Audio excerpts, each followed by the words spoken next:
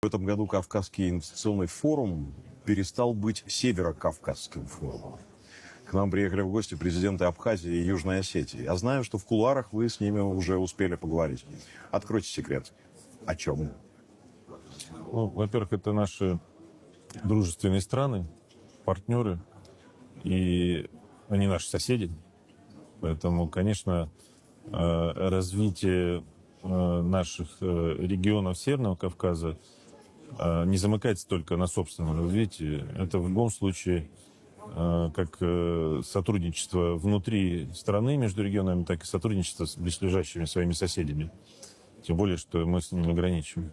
Поэтому, конечно, туристы, которые приезжают в Сочи или в Абхазию, они могут спокойно пересекать границу и могут прилетать как в Сочи, так и теперь уже после того, как был реализован проект по строительству аэропорта в Сухуми, сейчас могут самолеты туда летать. И это направление будет развиваться.